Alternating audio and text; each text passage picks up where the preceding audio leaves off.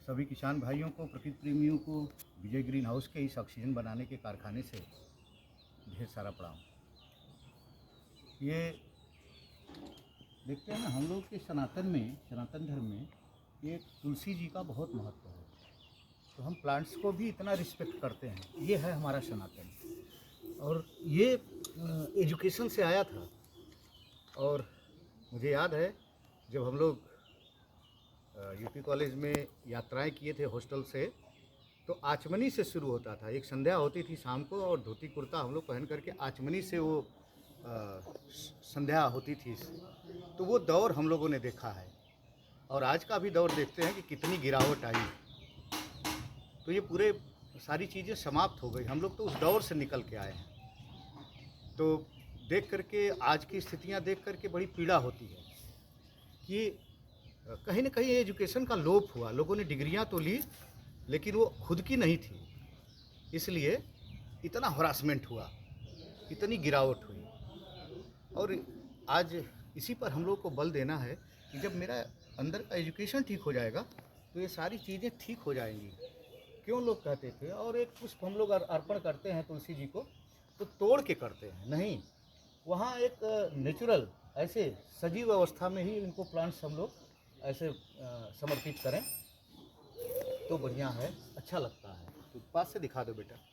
तो कभी आप तुलसी जी का पौधा लगाते हैं तो वहाँ पे कुछ ऐसे फ्लावर्स वाले प्लांट्स लगा दें अगल बगल, जिससे उनको हमेशा फूलों का अर्पण होता रहे।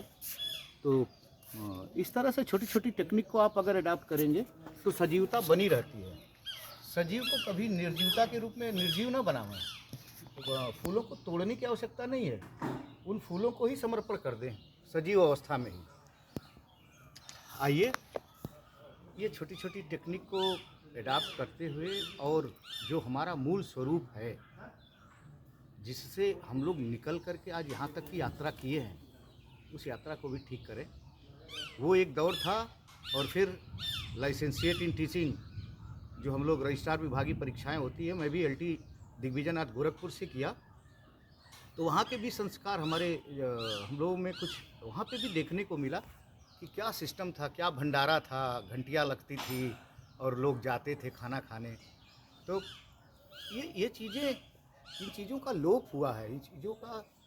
और आजकल मुझे देख करके बड़ा आश्चर्य होता है कि जिन्हें पढ़ना चाहिए वो आज कुर्ता पजामा पहन के राजनीति में आ गए, जिनको कखहरा भी नहीं पता है। इसलिए पहले पढ़ने की आवश्यकता है, फिर पढ़ाने की आवश्यकता है। इसलिए आइए मैं सभी स्टूडेंट से आह्वान करता हूं कि गलत रास्तों पे न चलें।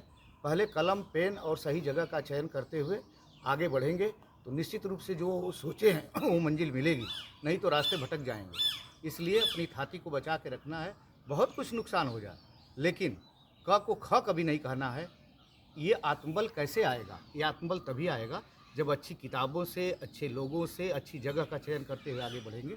आइए बढ़ते हैं, अपने सनातन धर्म को, अपने राष्ट्र को मजबूत बनाते हुए आगे बढ़ते हैं। पढ़िए फिर पढ़ाइए, ऐसा एक स्लोगन हमेशा रखना चाहिए दिमाग में। जिसको कुछ ना अंदर से खाली हो वो दूसरों को क्या दे सकता है? उसके पास कुछ है ही नहीं। और इन दिखाओं में कोई सच्चाई नहीं है। इसलिए स्टूडेंट्स को अपने लर्निंग टेबल को, अपनी पेन को, अपने बुक को, अपनी जगह को कभी छोड़ना नहीं है।